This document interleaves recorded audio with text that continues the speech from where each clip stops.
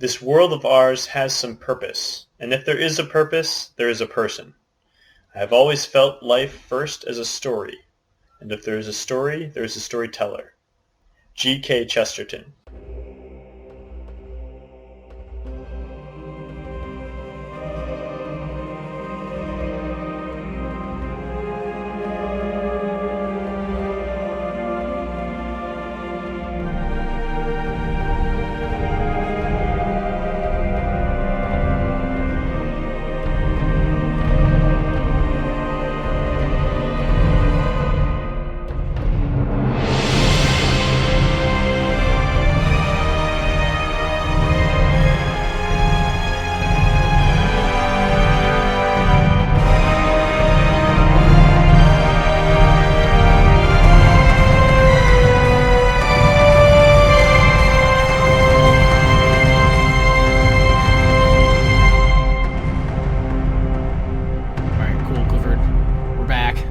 We're back. How have you been, Patrick?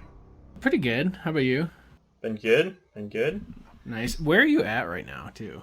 I'm in California. Okay. At San Francisco, which I decided to drive to California on short notice because I had some free time, and why not? I guess. What'd you see on your way out? I took 90, so I camped out in Badlands one night, which is pretty cool. Yeah. And then passed through the Wall Drug, Mount Rushmore area, and then camped out right near Salt Lake City. And then just last day was hauling across Nevada and California. Fun. Frankly, the second 2 days weren't all that exciting, except the state park that I camped at in Salt Lake City had bison, which was pretty sweet. Cool. Well, I was working on this chapter, Clifford, while you were driving all that time. In fact, I was still working on it before recording this, so I had to skip watching the Vuelta today. That's a big deal. I'm sorry. Because it's a summit finish today, dude. Okay. Pretty epic. Yeah. Always epic at the Vuelta. Okay. Always. All right, we got to start, though, because we got a big episode. Well, so this is the second chapter, right? Mm-hmm. Chapter 2 of the Fellowship of the Rings. Yeah, so this is a big one. Tolkien said this is the most crucial chapter in the whole book. So we're just going to take our time with it. And although everyone will find out very quickly, why do you think Tolkien said that? Because he basically lays out the plot, hits all the major themes that are going to be throughout this book. Mm-hmm. Those two reasons put together. Okay, simple enough. Okay, over under 90 minutes for this episode. After editing. Under. Okay. Well, fine. I guess I gotta take the over. I was gonna pick under. Okay. For this episode, we're gonna briefly talk about what happened before Frodo and Gandalf start talking, and then obviously that conversation dominates most of the chapter. Mm-hmm. So we'll go through that. We're kind of gonna do the history, the Ring's history a little bit first, just because I couldn't figure out any other way to rework this without just going in order of what they said. Mm-hmm. And then we'll hit on kind of the big conversations we'll talk about how the plot's set. We'll talk about how about the coming of the ring to Bilbo, and then we'll talk about pity, and we'll finally talk about why the ring came to Frodo. Indeed. Yeah. Before that, brief Cliff's notes. So this chapter's got, I would say, 3 parts to it. The first part is we've got kind of an abstract zooming through the years since Bilbo's disappearance. Frodo's grown up. He's getting a little older, getting close to 50, and he's feeling a little bit wistful, restless. We get a sense of abstract discontent. He's wandering further and further. He does have friends, but he certainly loves to be alone, venturing throughout the Shire and along its edges. And then we jump to the Green Dragon, which is a pub in the Shire, where the common folk are hanging out, including Sam Gamgee, who will become very important later on, but he's the gardener, he's Frodo's gardener, and he's engaged in a pub conversation with a handful of other hobbits there, where there's discussion of Gandalf, Frodo, and things happening in the world. There's some general distrust of outsiders, Gandalf in particular, and general disbelief or disregard for strange reports of events happening beyond the edges of the Shire. Walking trees, elves in the woods, that type of thing. Sam is an ardent defender of Frodo and Gandalf, but everybody else is a little bit hesitant, thinks they're a bit weird. And then we jump to Frodo's house. Gandalf returns after a long time away, I think 9 years, and he eagerly wants to check in with Frodo and discuss the ring, which they do.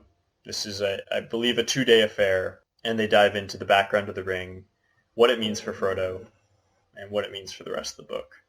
And that will be the subject of our episode. Big deal, big deal. Here we go. Okay, so let's quickly, just to add a little bit more detail about what happened before the conversation, because that's I don't know, what?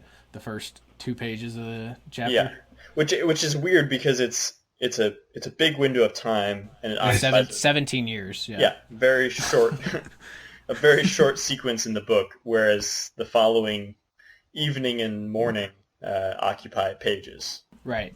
All right. Well, so just a couple things that I took away from it. So Bilbo at this point has become like a fireside children's story, like old Mad Baggins. And how he disappeared at night. And we get a sense he's almost fading into legend in certain areas. Yeah. And then, of course, you already said the hobbits don't trust Gandalf. They think it's his fault about Bilbo going crazy. Mm-hmm. Then Frodo himself, the big deal is, he likes being the master of Bag End at this point, but he grew to regret not setting out with Bilbo. Right. At age 50, he's kind of restless, and there's the good line, the old paths seem too well-trodden. Mm-hmm. Mm-hmm. We get a sense part of this is Frodo misses Bilbo. There's his uncle, he's close to him. Of course. But there's certainly more dimensions to it. It's like he's really longing to see something beyond the confines of the Shire. Right. There's definitely that. And then, of course, there's also, there's more people passing through, more weird, strange figures. There's lots of dwarves and lots of elves. And he's talking to the dwarves, and they're speaking about an enemy in Mordor, which, Mordor is just an ominous name for the hobbits at this point. And it's only a legend, but they just know it's some evil place or whatnot. But... basically, and then there was Sam's conversation too at the inn, at the bar, right. And at the Green Dragon. He's basically just relaying information he's heard from cousins who live at the border of the Shire, and they're saying there's strange stuff going on with walking trees, and travelers are coming through, and elves are leaving and sailing across the sea forever in droves, never to come back or whatnot, and. His foil in this conversation is Ted Sandyman, who doesn't believe in dragons, doesn't really think that a bunch of this is going on.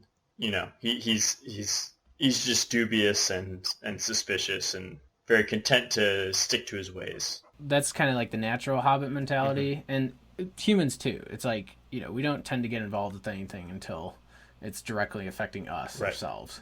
So it's more so the hobbits at the edges of the Shire. They're starting to notice the sheltered lives are somewhat threatened, right? Mm-hmm.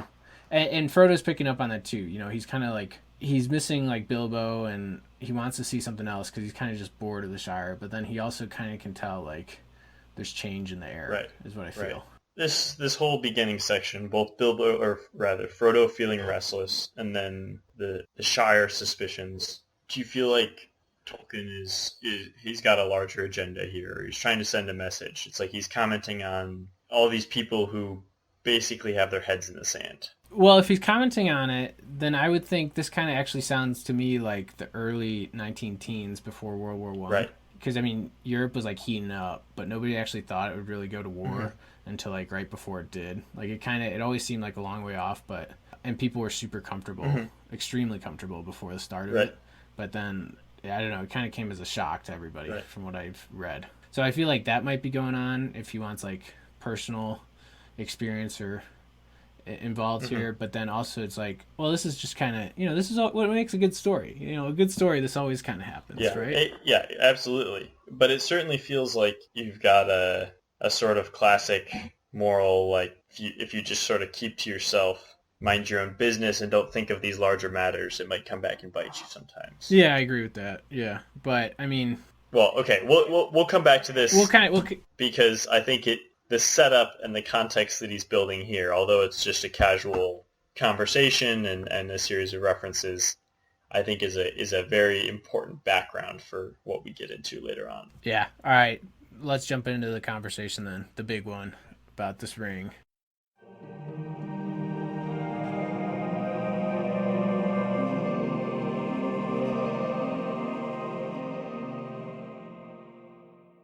All right, initial thoughts. Well, we knew up to this point from the last episode, this is a magic ring. It has powers, it makes you invisible, and that was about it, right? Okay, yeah. Well, I don't know. You get attached to it. We saw Gollum was attached to it, and Bilbo was like almost attached to it, right? Like extremely attached to it. There's weird stuff going on, and we've talked in The Hobbit quite a bit, and I think a little bit in the last chapter about the ring seeming to have a will of its own. Yes. But from a factual standpoint, from a background, we don't know anything about this ring besides that it came from Gollum. Right, for sure. Okay. That's your initial thoughts? Like, what'd you think of the conversation? No, I'm giving it back. Okay, no, I want initial thoughts. Like, all right, let me go first. Here's mine. Okay, let's go for it.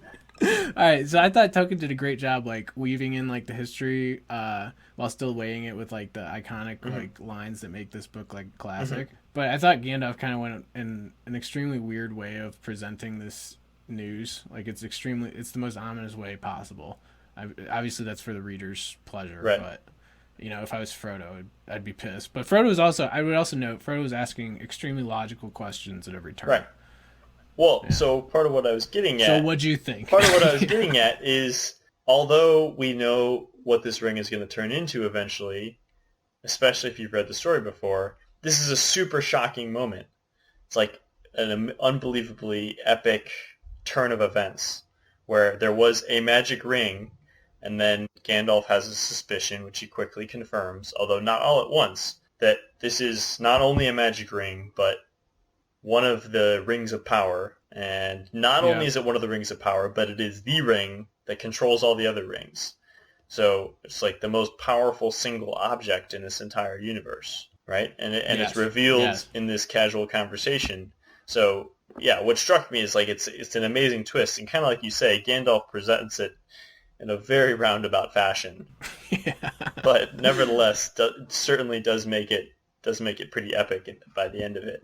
And then, well, we'll get into it. But another one of my thoughts is that we come back to the beginning of the section because there's like, well, where do you go from here? And go from where? The beginning of this chapter or the end of this chapter? No, where do you go from Frodo has this ring, and the ring is important? Like, what's the result? Oh, like how he developed the idea? No. I mean, like, what does Frodo have to decide right now? So at the end of the chapter, what does he have to decide? Yeah, exactly. Well, now that he knows what are his options, and I think part of what I like about the beginning is that we get the setup. Like, you can't run from it. You can't sort of bury yourself at all. Yeah, and that's evident basically from the moment the ring is introduced as this super important thing that's focal to all of these powers that are floating around. Yeah. All right, that we will get into. So let's start, though, and actually talk about what this ring is. All right? Okay, so I think we're not going to do it in the roundabout way of how ominously Gandalf presents it. So we're just going to kind of blow through the stuff. So Gandalf breaks the news that Bilbo's ring is one of the great rings at the very minimum. Right.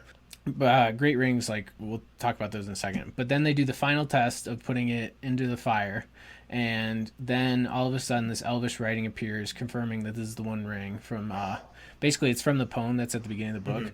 Up until this point we've forgotten to talk about this. I thought I had meant to talk about it in like the prologue or something, but whoops.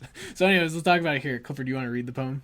I cannot read the fiery letter, said Frodo in a quavering voice. No, said Gandalf, but I can. The letters are Elvish, of an ancient mode, the language that of Mordor, which I will not utter here. This in the common tongue is what is said, close enough. One ring to rule them all, one ring to find them, one ring to bring them all, and the darkness bind them. It is only 2 lines of a verse long known in elven lore. 3 rings for the elven kings under the sky, 7 for the dwarf lords in their halls of stone, 9 for mortal men doomed to die.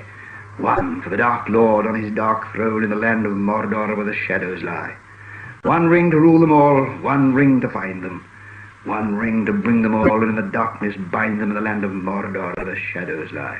All right, so that one ring to bring them all, one ring, that part, Mm-hmm. that's what's written on the ring itself, which when you put it in fire, that'll light up, and Right. you can read that part. Exactly. So the Great Rings of Power, they were created for all the different peoples of Middle-earth, so elves, dwarves, and men, as it was said up there. So 3 for elves, 7 for dwarves, 9 for men. Mm-hmm. Okay, and it was to help them rule their kingdoms, basically. Mm-hmm. Well, slow down a little bit. Where did these come from? Oh, dude. All right. We pick up from the chapter that the Dark Lord made them all, right? No, not all of them. Okay. So there's elves living near the Misty Mountains. All right, let's just go with that. And they made definitely the Elven rings, and then the 7 and the 9. So the 7 for the dwarves and the 9 for mortal men were. They were made there too, probably with the help of Sauron himself, who's the Dark Lord here. Okay. And then in secret, afterwards, Sauron forged the One Ring, which he basically put so much of his energy in there, and he had somehow he had it so that it can control all the other rings, including the 3 Elven rings, even though those were not made by Sauron at all. And so it's all kind of very abstract. And as we go through this book, I'll try to list examples of how the rings actually help. But if you watch the movies, you're just okay, I get the plot that from a plot standpoint that this thing's really evil and super important, but I don't quite know what it does besides make people invisible, you know, and the people are extremely attracted to it, Right.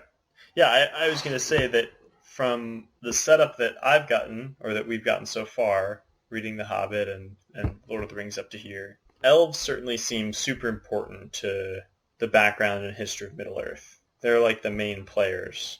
And dwarves are a little bit secondary in my eyes. And then men show up on the scene last. And they're certainly powerful, but they don't have the same amazing, critical, quasi-magical history that the elves have. So I was kind of off-put right at the beginning, why do the elves only have 3, and then men have 9, dwarves have 7? That didn't make a ton of sense to me. And then I don't fully understand how they're all connected, but thank you for your blow-by-blow, or your explanation. Yeah, I mean, that wasn't a good explanation on my part. I'll admit that now. But it's partly because it's we don't quite actually need to know that yet, and we have so much to cover here. Okay. But anyways, actually, I would say the reverse makes sense, because elves seem like they're very strong and wise and, all-knowing and very well off. So it's I feel like the weaker people like men would need more rings, to help them out. So it makes sense that men have 9 and elves only have 3. Okay, fair. All right. Anyways, though, the One Ring was made by Sauron, who's the Dark Lord that they keep referring to in this chapter, and this is the necromancer from Mirkwood from The Hobbit. You remember him? Yes, indeed. Okay, so at the end of The Hobbit, Gandalf and the White Council drove him out, and he left Mirkwood, but then he ended up going back to Mordor, which was his original stronghold. Look at the map in the book for where Mordor is, or look up a map online if you're not reading along, But Mordor, it's all right, just the name sounds very evil. Yeah, right. And if you look at the map, it's wow, that'd be a good fortress. That would be the land I'd want to control if I want to protect something, Right.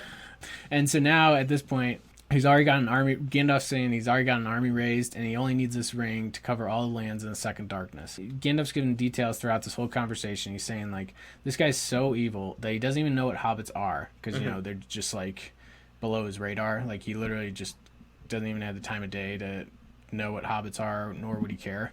But as does much of the world they're in, right? Right. That's part of the fun. But especially this super powerful guy, he's probably the least knowing of them all. But yeah, Gandalf says he'd prefer to see hobbits enslaved than free. And obviously Gandalf doesn't want to see this happen. So Sauron cannot get the ring. And the only thing they figure out, well, we'll get into it, but the only thing that they can really do with it is destroy it. But it can only be destroyed in the Cracks of Doom, which is in this volcano called Orodruin, which translates to Mount Doom. And it's in the heart of Mordor, right in the land that Sauron occupies. Because that's where Sauron made it. Right. they're saying like not even like dragon's fire can destroy this thing. You know, like this is the only place it can go. And then it's like, well, we're already setting up the plot here. Like, okay, you got to take the most evil thing to the most heavily guarded evil place on Earth. So that's going to be a challenge, you know, where the person who made it is looking for it. Yeah. So anyways, though, in reference to this, you know, this guy's so evil, he'd prefer hobbits enslaved than free.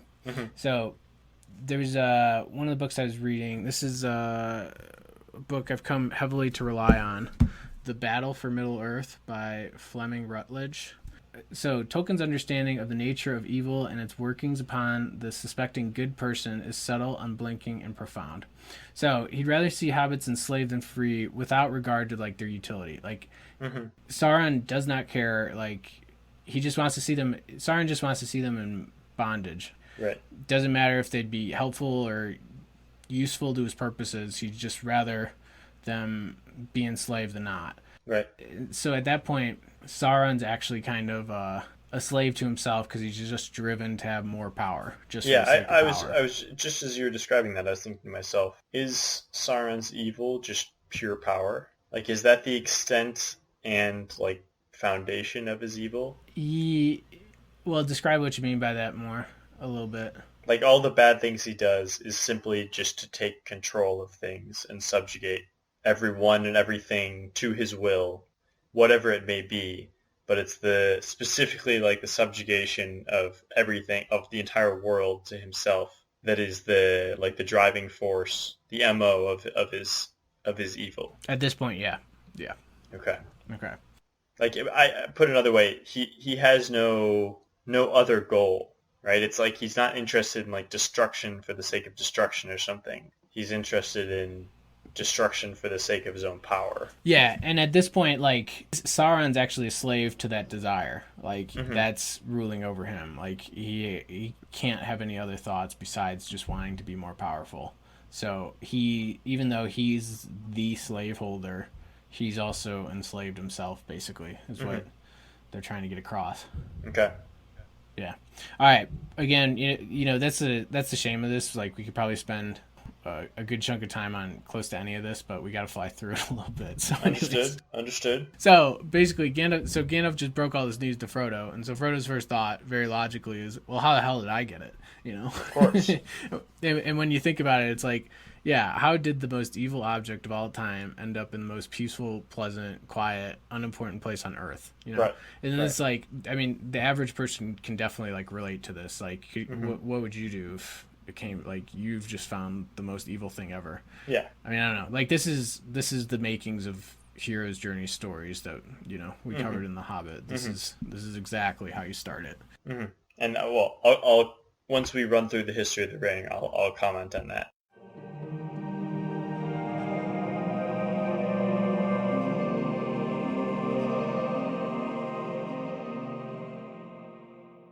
So, in terms of how the ring actually ended up in Frodo's hands, we know that he got it from Bilbo. Yeah. We know that Bilbo got it from Gollum down in the cave during The Hobbit.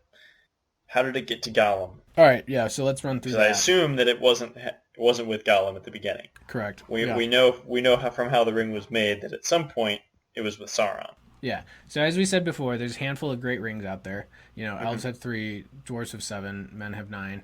And then Sauron has the 1, okay? So, many elven rings were made in Eregion, so that's the place near the Misty Mountains, long ago, okay? Okay. And the elves and Sauron were definitely helping, like, forge them. And so they probably made the dwarves and the men's for them, and then they passed them out. Like, Sauron probably passed them out. Okay. I'm a little hazy on the history. Sorry. Okay. There's many lesser rings besides that, but yeah, those are we just said the 3, 7, 9, and 1 are the main ones. Okay.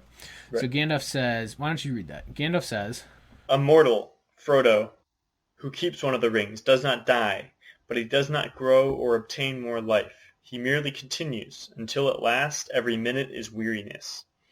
And if he often uses the ring to make himself invisible, he fades. He becomes in the end invisible permanently, and walks in the twilight under the eye of the dark power that rules the rings. Yes, sooner or later if he is strong or well-meaning to begin with, but neither strength nor good purpose will last. Sooner or later, the dark power will devour him. All right, so that's like kind of just a quality of mostly the One Ring, but like all the rings in general, like they'll give you long life apparently to mortals. You know, immortals obviously they already have long life. Right. But yeah, this is kind of interesting stuff here. So the ring lengthened Bilbo's life, as we saw, you know, and Bilbo wasn't aware of any of it. He just thought it was like a useful tool. But remember, like Bilbo was already talking about this. He felt thin and stretched. Remember that conversation from the first chapter? It's in the movie too. So extraordinarily long-lived and therefore seemingly vigorous, but faded in a way. Right, and so there's an inverse relationship between the length of life and quality of life. At this point, that's what these rings give you. So, like, the longer you live, the crappier your life is. But yeah, and this point's kind of debatable, but it was in one of the books I was reading, Philosophy of Tolkien, by Peter Kreeft, whatever, however you say it. And he was basically contending, like, well, if scientists today in our world, if they ever like figure out some like, you know, way to conquer death and like extend our lives indefinitely. Right. Again, this is debatable.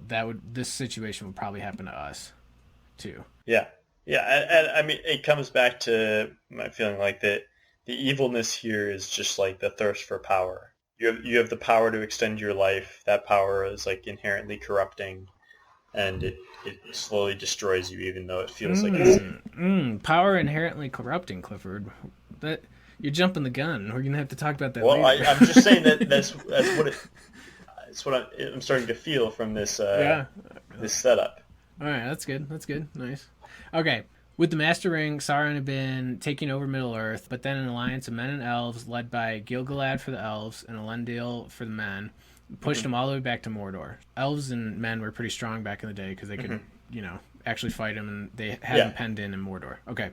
So, what we're saying right here is like actually some epic huge fight armies for the fate of the world that is just a little, you know, a footnote for us right now, but yeah, it was a really big deal. You know, like imagine that. You know what it reminded me of? It reminded me of like the Greek city-states aligning to like fight off Persia back in the day. There, you know, like one of those like epic, you know, super. That was like their World War II kind of. Right. All right, or like you could think of the Trojan War too, or. Yeah, I'm just saying World War II for us. But, okay, anyways. So, in the fighting, both Gil-galad and Elendil get killed, and Sauron comes out to fight himself, and so then he's about to kill Isildur, which is Elendil's kid. So, Elendil's the man, Isildur's his son, so in heir, obviously. But then Isildur cuts the ring off Sauron's finger, and then Sauron basically vanishes, and his army is defeated because so much of his power was in the ring. Like, so he was so bound to the ring that when it was separated from him, his... You know, he lost like his physical body because of it. You know, obviously he wasn't destroyed forever, but he was greatly weakened by that. Right. Okay. So Isildur keeps the ring as kind of like an heirloom and like, you know, to remember his victory and everything. There's probably an element of, you know, corruption or, you know, just attraction to the ring right off the bat. Yeah, he's unable to give it away. Right. Okay. And so Isildur, though, he's got the ring, and he's marching home, and he's marching north. So, like, he's marching on the east side of the Misty Mountains, but up north, okay? And all of a sudden, he's attacked by, like, a stray band of orcs that, you know, had just been hiding out in the mountains for years, and they were just out there. So then Isildur puts on the ring, and they're right near the Anduin, which is the great river that they had to cross in The Hobbit near Bjorn's house. Right. They're further south than Bjorn's house, but right around there. And so Isildur... his army's like getting overrun and everything, so they're saying like, well, you gotta escape because you're the king, you know, you gotta go lead our people. So he puts on the ring, he hops in the river to try to get away, but the ring slips off his finger while he's swimming, and then a couple of orcs shoot him in the back with arrows as it happens, and the ring falls down. As soon as he becomes not invisible anymore. Right, and so the ring, and so then the ring just falls into the river and is lost. Okay, fast forward 2,500 years. Which is a long time. Yep. And so the kin of the Stores. So remember the Stores were one of the breeds of hobbits. Yeah, one of the early 3 branches. Right. Back when before they crossed the Misty Mountains and crossed towards the Shire. Yeah. So the kin of the Stores are living near the Anduin in an area called the Gladen Fields. And this is, like I said, it's where south of where Bjorn lives, and then this is where Isildur died, obviously. And so the most curious of the people was Smeagol. And so Smeagol was out fishing with his cousin Deagle, and which is confusing that their names are so close, but whatever. It's a We gotta classic. deal with it. Yeah, classic. It is classic. All right. So Deagle falls into the river, and as he's like falling down, he sees the ring, so he grabs it. Comes on shore. Smeagol sees the ring and asks for it as his birthday present because it is his birthday that day. And Deagle says no. So then Smeagol immediately strangles him. which, if they're kin of the Stores, it's like, well, that's not very Hobbit-like because hobbits have never murdered anybody, and Smeagol put up no resistance to the ring's power whatsoever. So right. I actually kind of take issue with that a little bit, but I see what he's doing for purposes of the story, which we'll get into in a second here. All right. But Smeagol, he uses the ring to sneak around his family, and he's weird, and he's lurking around, and that's somehow he develops the Gollum gargle out of it. Like, he's just, like, coughing, and he says Gollum. That's where he gets the name from. And so eventually they basically just ostracize him, and he goes out into the mountains. And he passes out of the knowledge of everybody, even, like, Sauron. And then again, Sauron probably didn't know who he was anyways. Not to mention Sauron is in an extremely weakened state, right? After his retreat. At this point, Sauron's chilling in Dol Guldur, which is in like South Mirkwood. Okay. That's that was the first evil fortress where he's at as the necromancer in The Hobbit, and then Gandalf finally kicks him out later. Gandalf with help. One of the books though I was reading, it was kind of cool. Like they gave me insight. So they said this is the philosophy one again. So yeah, basically Gollum used the ring to find out like all the deepest secrets of his family, and so that's part of the reason they kept getting pissed at him, because he was like, playing jokes and like just spy on people. Yeah, spying on him and everything. And so naturally too, he was just always obsessed with like the ground and like roots and caves and rocks. So the ring actually accentuated these qualities. So like when he leaves the family, he never looks up. He's never looking at treetops or flowers or anything, and the book is mentioning all this. And he retreats in the mountains because that's kind of what he's interested in. And so, like, you could say, like, maybe without the ring, if he just had long life, he'd have the time to go to the very depths of the mountains. But that might have actually been, like, the power that the ring was giving to him, because he's such a small creature. It's not much power, but it's something. And so he takes, because of the ring, he's able to go all the way to the very depths of the mountains. And what he finds there is nothing. It's just empty. And, of course, that's exactly what the ring would bring you, is empty. Right. It seems like Smeagol's whole parable is like his life is getting longer and the quality is decreasing, kind of like you were saying. Right. He's very quickly destroying his family relationships, and his life takes a serious downhill turn, even though he happens to be very good at surviving. Right. But that is actually like one of the powers of the ring, besides long life and turning invisible. It's all right, he was obsessed with the ground, and so then he got to as far down as you could go, and then that's basically all I got, because that's he wasn't a very powerful person compared to like say Sauron or like a wizard or something, and but that's what the ring conferred to him based on his stature. And then from there we know the Gollum that we met in The Hobbit. Right. And from there. At this point in the story, Gandalf says he feels bad for Gollum. He thinks the story could have happened to some hobbits, which is like, I don't know. Again, I kind of take issue with that, because no hobbits ever murdered any other hobbit, and Smeagol did it, within 10 minutes of seeing the ring. So I take a little bit of issue with that detail, but then again, it's like, from what we've heard of like the Saxville Bagginses or something, it's like, okay, I could see them.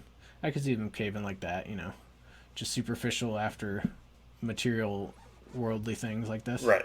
We already think they're a little bit sneaky and shady as they are, so. Gandalf feels bad for him, because Gandalf's seen like the whole 360-degree view of the story, and anytime you hear like the full story of anything, like, you feel bad for the guilty person, because in every case there's like, this isn't just this story, this is like real life everywhere. It's like in every case there's factors that, had it progressed differently, they might have been trapped, even a supposedly virtuous person, like even anybody could have fallen for what Gollum fell for, basically. Again, I thought it was extremely quick how Gollum did, but even the most virtuous person could screw up like he did, I guess. Right.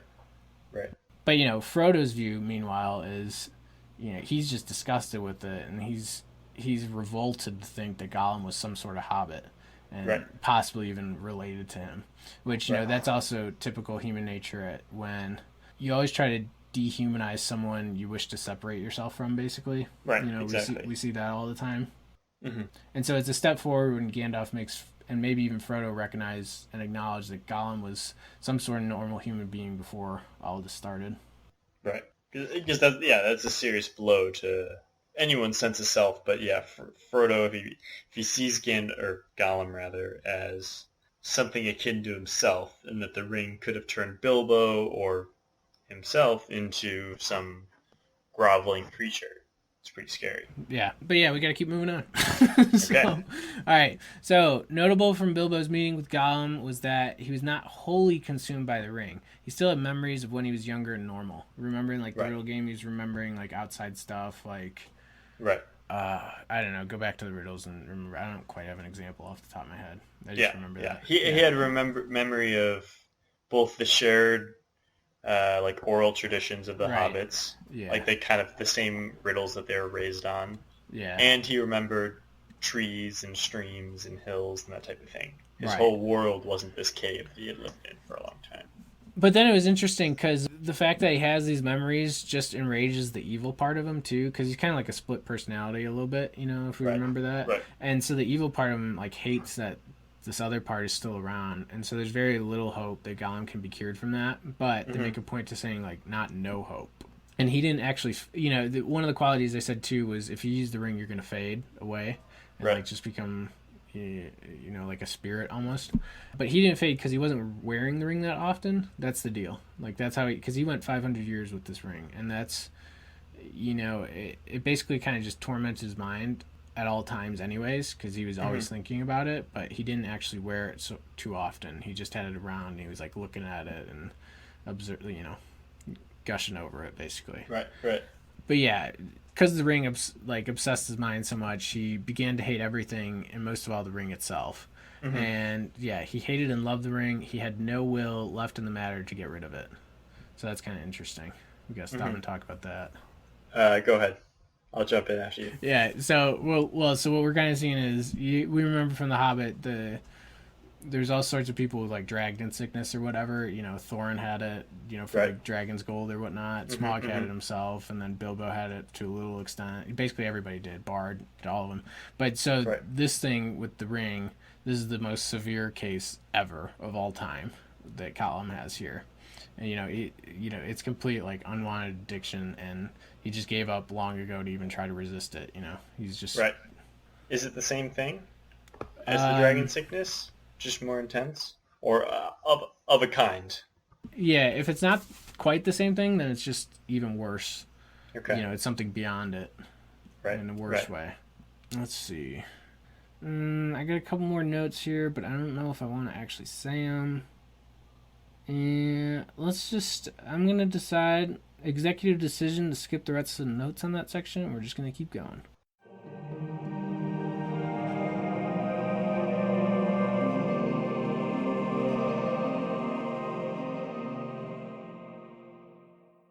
So when Bilbo got the ring from Gollum, a shadow fell over Gandalf's heart, but Gandalf didn't know why. Gandalf wondering how Gollum got a great ring. Because he was from afar, right? He was away. Well, no, Gandalf was wondering how. No, he didn't know. He didn't know how Gollum got the ring. Just a shadow fell on his heart, just because it's just like, you know, some feeling or premonition or something. You know, he couldn't explain it all. So actually, when I keep saying no, we don't know. All right, so Bilbo's trying to claim it. You know, that sounded. I said it again. That sounded too much like Gollum. So he was warned not to use it by Gandalf, but Bilbo kind of resented that. Gandalf didn't want to take it from him. Plus, he had no right to. Gandalf himself says he had no right to take it. Right. Gandalf didn't consult Saruman, which is the wizard expert on rings. So he's one of the people in the White Council. And then Sauron dismissed Gandalf's worries anyways about the Great Rings during one of the council meetings. And he noticed Bilbo was not growing older, but he gave it time until the birthday party. Then at that point, the conversation that we had in the last chapter between Gandalf and Bilbo. Bilbo's behavior was a cue to Gandalf. Right, and so Gandalf had to extremely hard for him to convince Bilbo to give away the ring, you know, pass it on to Frodo. And so that's where he was alerted that, okay, I gotta check this thing out. And that's why he just abruptly leaves at the end of the last chapter. Understood. But yeah, he says too, like one of the qualities is you can never actually abandon the ring. Even as soon as you get it, you can't even abandon it. Though the ring can abandon you. That's a big deal. We saw that with Gollum. We'll get into that a little bit. At best, in the early stages, you can consider passing it on to someone who'd protect it, which Bilbo actually successfully did, using all of Right. Gandalf's help, basically. With Gandalf's encouragement, Bilbo had to use like the full extent of his will Yeah, to pass it on. yeah, absolutely, and it's It pretty was noble. no accidental thing. Yeah, it's pretty noble. He's the only person in history so far to have done that. So that's pretty impressive. That is pretty impressive. It's a good thing to have in your name. Yeah. Bilbo gave it up of his own accord. That's an important point. Okay. Any mortal that possesses the ring will possess them. We kind of established that. So the real power of the ring is its ability to overcome resistance and to suck into its orbit all those who come within reach of it. Additionally, when it was in Bilbo's pocket, there was the line in The Hobbit, it took a new master. It's really the ring's art is deceiving its holder into thinking it can be its master. It really the ring's master of you. Right. I'm liking this analogy that the ring is just pure power. Well, all right. So here's one of the parts of the notes that I was skipping. It's power is one thing, but then what this Fleming Rutledge lady kept comparing it to was sure power, but also just sin itself. How like humans are kind of enslaved to sin. There's no. All right, I guess you gotta be a Christian to like accept this part, or even attempt to accept this part. But it's like we're all like everybody's a sinner themselves, and everybody screws up, and everybody like makes mistakes or whatnot, and you're enslaved to it because the only wage that you get out of that, you don't get. If you're a slave, you don't get paid, right? You don't make anything out of it, and the only wage that sin gives you is at the end you die, basically. This story will be showing like we need some outside power to help to rescue us because we're not strong enough to save ourselves. So power, of course, is the symbol, but then also sin itself. But then also possibly the greatest sin is like the desire for power out of your own pride. So I think it's all kind of tied in one. What do you think of that? Is Gandalf that outside power? TBD. TBD. Okay. He certainly looks like it at this point in the story. Well, so that brings up another point here. So eventually, they're talking stuff, and so Frodo's like, well, why don't I just give it away? Why don't I give it to somebody better like you, Gandalf? Like, why don't you take it? And so, what's Gandalf's answer here? Why don't you want to read that quote? No. With that power, I should have power too great and terrible. Over me the ring would gain a power still greater and more deadly. Do not tempt me, for I do not wish to become like the Dark Lord himself. Yet the way of the ring to my heart is by pity for weakness and desire of strength to do good. Do not tempt me. I dare not take it, even to keep it safe, unused. The wish to wield it would be too great for my strength. I shall have such need of it. Great perils lie before me. All right, so a couple of interesting things from there. So based on that, I would say no, Gandalf's not going to be the outside power. Because he's a player in the story. Yeah, he's just as susceptible to this ring as everybody else, even if he is strong. All right, so but a couple interesting points from there too.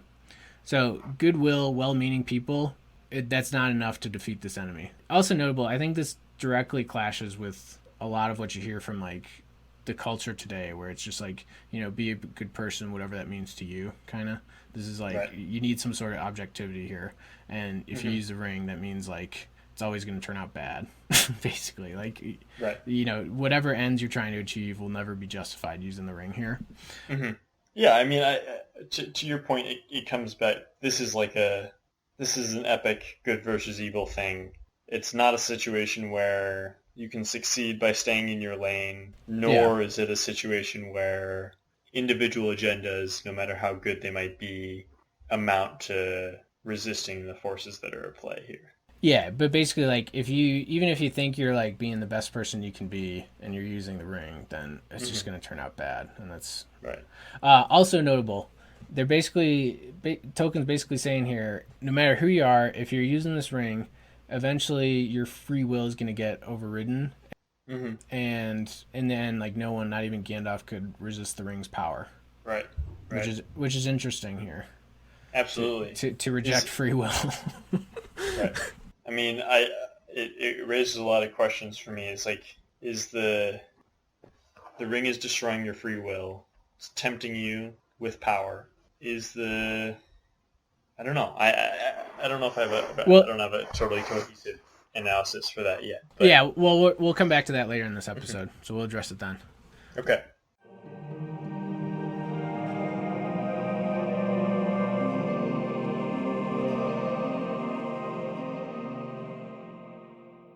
All right, but with all those details in mind, the plot's now set. In that sense, you're going to expand on it, but Frodo's got this ring. We have a sense of the stakes at play, at least. And Frodo can't give it to Gandalf. He can't get rid of it. And in theory, the ring can destroy it. Right. So. Well. So this is one of the reasons this is the crucial chapter of the whole book. Like Tolkien saying this himself, because the whole plot's laid out here. So here are the three things that are three biggest like assertions that Gandalf's making about the ring, which is going to drive this whole plot forward. All right. Yeah. Well, and yeah. So if these premises, like, if any of these, like, if these aren't accepted, the whole point of the story just collapses, and we don't have a story anymore. So, first of all, Gandalf says that the ring is immensely powerful in the right or wrong hands. If Sauron gets it again, he commands all the rings again and is invincible well into the future. Second, Gandalf insists that the ring is really dangerous to all its possessors. Again, good purposes won't last. There are not enough good hands to keep it in. Okay. Third, the ring cannot simply be left unused, put aside, thrown away. It needs to go to the cracks of doom. It needs to be destroyed. Right. Okay. Now that third part, based on what we just said, we might not quite cover it yet, but the ring's stirring again, because Sauron's coming back to power, and Sauron can kind of sense where the ring is, and the ring's actually trying to get back to Sauron. So that's the third point. But we'll address that at some point throughout this episode. It's like a magnetism. Yeah. So this story is going to be like an anti-quest. So instead of a quest to get like a jewel or a hoard of treasure like in The Hobbit, we're going to actually go somewhere to get rid of something. Right. And notably, we can't do like a half-ass version of this. This has to go all the way into the most evil place ever, fully destroyed. No half measures. Right. That's a very interesting... it's actually something I've never thought of before, is that the fundamental plot at play, or the fundamental challenge, is one of destruction. Destruction of evil, though. Yeah. But yeah. Now, what's interesting, though, which Tom Shippey brings up in his... both his books, whatever. let me quote the books just to make sure we got them. Author of the Century and Road to Middle-earth. Okay. What he notes is no critics, and there are many of Lord of the Rings, no critics have any complaints with these assertions by Gandalf. And the reason he states for this is because all this is all too real for anyone living in the 20th century. They all realize these things about evil, basically. So maybe you're saying, Clifford, that as we've been talking about this phrase has crossed your mind. All power corrupts, and absolute power corrupts absolutely. Did that cross your mind?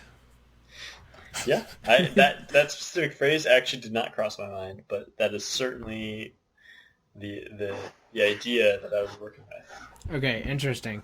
All right, so Shippey gets into the origins of that phrase a little bit. And so basically it's from this Lord Acton guy in 1887, and which I assume is some British lord or something. Yeah, I didn't look it up. But anyways, what he actually wrote was, power tends to corrupt, and absolute power corrupts absolutely. Great men are almost always bad men. So Shippey asserts too that he doesn't think before 1887 most people would have actually agreed with this statement. And just for reference, Lord Acton was probably writing that about some corrupt pope that had been around for, like one of the many corrupt popes that had been around for centuries at that point. Okay. Which is kind of interesting that Tolkien would kind of play off that because he's super Catholic. But anyways, so like back in the medieval world, people had saints to inspire them, and of course there was tons of stories about like evil kings and everything, but nobody actually thought the kings were evil because they became kings. They just thought, well, they're just evil kings, it's just a separate thing. It's not dependent on or that they were bad men who leveraged their bad deeds to gain power. Yeah, but they didn't think like the power actually corrupted them, basically, is what we're trying to get across. It's maybe I'm winging it a little bit here, but it's maybe a view that they're more static characters, basically. Yeah. Like they are inherently bad people, and they just happen to be in a position of power, or they got themselves there through their bad deeds, but there's not an acknowledgement or an interest in, like, the concept of a character that changes over the course of a story, and likewise, like, a person who develops values over the course of their life is sort of a modern idea. Right. Yeah. Like what you were saying, I think you're right on with like the static. Mm-hmm. People were just evil to begin with, or they were good to begin with a little bit. Right. Not so much the Saints. I think they would have seen like there's cases where Saints have big conversions or whatnot, but the evil people. Or there's like redemptive power at play, but in general, there's you don't get as much of a dynamic across time. Yeah, the closest thing that Shippey found was an old English proverb that said, "A man does as he is when he can do what he wants," which kind of just in our terms would be, you show what you like when you can do what you like. Okay? So that's about the closest. As in, power kind of reveals character, but it doesn't alter it at all. That's the farthest that they would go. So it's like a king could really accentuate how evil he is because he's got like the means to do it. Right. Because he's a very powerful person. Whereas, there might be a closeted evil person who's just a peasant farmer, but, he never gets to express himself. Right. He's got to work his job. Mm-hmm. But the idea that just having more and more power corrupts is exclusively a modern idea. Interesting. And we certainly see a lot of it in modern culture and literature. Yeah, you want to give some examples? Modern mindset. I noticed that you pointed out George Orwell's Animal Farm and William Golding's Lord of the Flies. Yeah, those are two classics that I'm sure a lot of people have read at some point in grade school or high school literature. But I mean, both those are prototypical in their own way. You have characters who start out with certain intentions, and slowly or quickly power breaks them down and destroys them and creates some sort of dictatorship, tyranny by the end. Right. And obviously, in the early 20th century, there were many real-life examples for him. Certainly. From communists to Nazis to anything totalitarian. Right. Interestingly, though, I think, the U.S. founding fathers, a couple hundred years before that, were already trying to prevent this kind of stuff with checks and balances. Because I guess, even back then, they would have seen, like, absolute monarchs who, could kind of just control whatever they wanted. And that's kind of what they were rebelling against. Yeah, and I mean, a part of the sort of American mythology is, like, George Washington is lionized because he turned down becoming a monarch on, 2 occasions? Yeah. George Washington was the man. He's the man. I know, but it's basically wrestling with this. Right, yeah. Which is pretty interesting. Yeah, there's a good line that I was reading here. So this is about, like, Orwell, Golding, and, Tolkien and everything, The thought that they expressed in their highly different ways was that people could never be trusted, least of all if they expressed a wish for the betterment of humanity. The major disillusionment of the 20th century has been over political good intentions, which have led only to gulags and killing fields. That is why what Gandalf says has rung true to virtually everyone who reads it, though it is, I repeat, yet one more anachronism in Middle-earth, and the greatest of them, an entirely modern conviction. There's another quote in one of Tolkien's letters or something where he says the most improper job of any man is bossing other men around, and he complained that not 1 in a million is fit for it, and least of all those who seek the opportunity. So if you actually, which the first thing I think of is, I guess, like the president of the U.S. at this point, like, yeah, or I mean, why would anybody want that job? You should be automatically suspicious of anybody that actually wants to do that job. Yeah, it has a lot of currency these days, but it's basically like a populist mindset.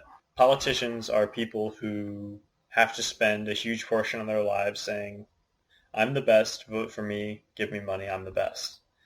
And and whatever stuff that they espouse to back that up or whatever, like, still underlies the fact that that's what they've made that decision in life to be that person. Yeah.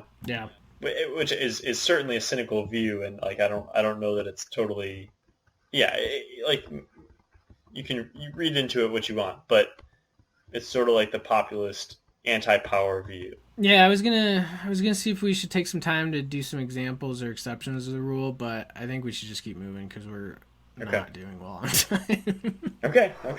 Keep rolling. Right.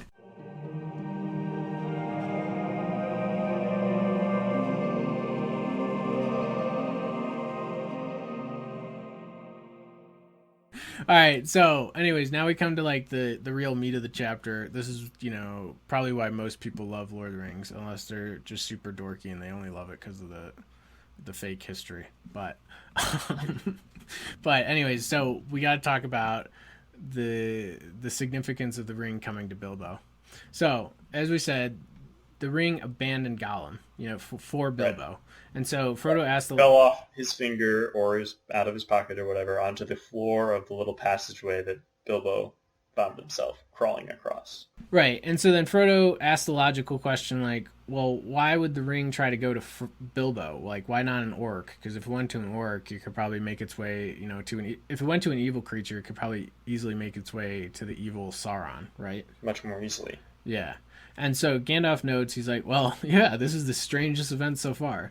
And if you think about it, it's like, yeah, Bilbo was the most unlikely person imaginable to ever get this thing. Like, that is true. So Gandalf's basically saying, like, well, there's more than one power at work here, Frodo. So, as we saw, the ring was trying to get to its master Sauron. So it already abandoned Isildur because it fell off his finger. That was the ring purposely coming off Isildur's finger. It wasn't like Isildur was like a klutz or like he had slimy fingers or something. It's like, no, it intentionally came off as if it has a will of its own, not as if it does. And then it came to Deagle and it got him killed instantly. And then it came to Gollum and it used him for all he had, and then it had to move on. And so then, at this time too, when Bilbo's in the mountains, Sauron's stirring again in Mirkwood. And so it's like, this was the time for the ring to leave, and this is what happened. And Gandalf goes on, right? Right, yeah, and Gandalf says, behind that there was something else at work, beyond any design of the ring maker. I could put it no plainer than by saying that Bilbo was meant to find the ring, and not by its maker. In which case you were also meant to have it, and that may be an encouraging thought. Frodo immediately notes, no, it's not encouraging. It doesn't make me feel better at all. Right. Why do I have to be part of this story? Right. But anyways, so there's a lot to break down there. So I'll say right off the bat, this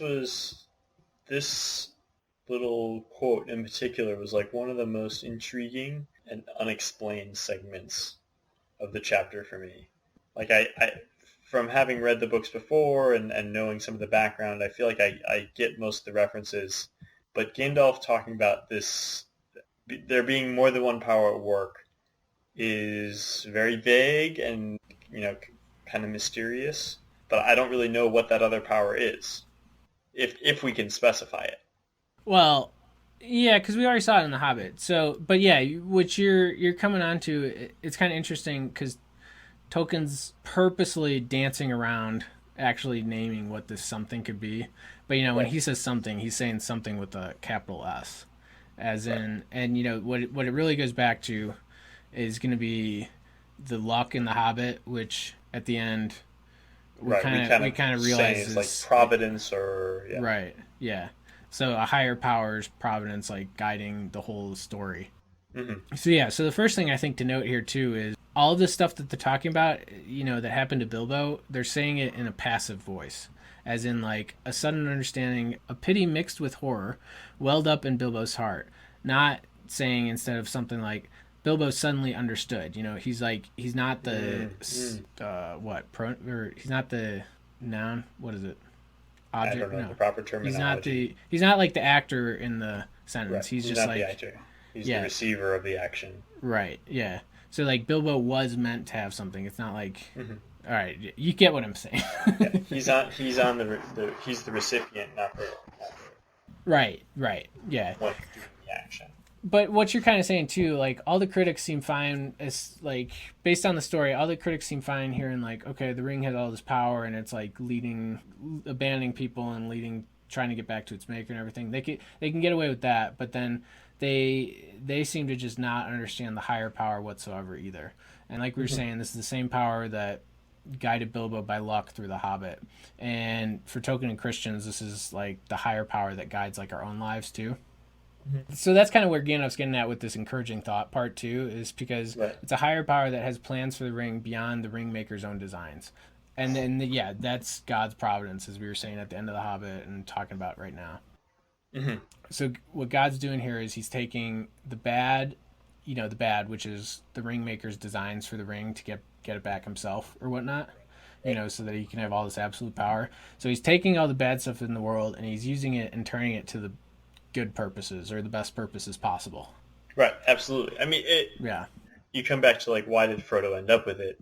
It's not so much that it was a happy accident or an unfortunate accident that Frodo ended up with it, but more like because Frodo has it, he had to have it. You get some sense of inevitability in the situation. Yeah, and I mean, I don't know. I kind of like I look at it too, and it's like in the moment. Well, yeah, this clearly sucks for Frodo. He said it himself. Like, it's like that's an encouraging thought, isn't it? And Frodo's like, no, it's not at all. I don't. I'm not happy whatsoever about this situation. But if you take like the 360-degree view of it, which probably means like knowing the entire story of Lord of the Rings, which then again, most people who's listening to this probably do know the whole story. It's like, well, isn't this kind of an exciting time? And like, isn't the responsibility just like, I don't know, it's adventurous and like, I don't know. I guess excited is the best word. I don't have a good vocabulary. No, I see what you mean. It's like, it's the feeling with any sort of, like, there's plenty of stuff to look at in our modern world that various people are frustrated about for different reasons, and things that are really scary or feel like doomsday or whatever. But the optimistic view is like basically what a time to be alive. Right, Like exactly. we're at a time of like intense focal change, and to be present while such dramatic things are happening and moving around means that you have a stake in important things. The what a time to be alive part, me personally, I think I'll be hitting on that throughout this whole series. Hmm. I don't know. I also see like applicability in like our own lives to like realize that too.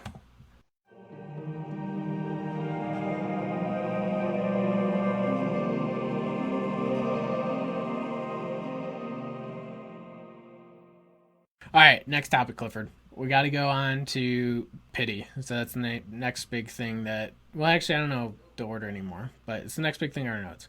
So when Gandalf was when Gandalf was talking to Frodo, when Frodo was like, "Why don't you take the ring, Gandalf?" Gandalf mentions pity as. Well, hold on, I'm screwing this up a little bit. Yeah, I think that comes later. Okay. I should go into that now. What was I don't know where the exact quote was. What does Gandalf say about pity, specifically to Bilbo or to Frodo? Well, pity for Gandalf is the way that would kind of seduce him. Like he'd use the ring to try to fix people's problems because he does pity the people themselves. Right. And that's how the ring would kind of ensnare him eventually. Okay.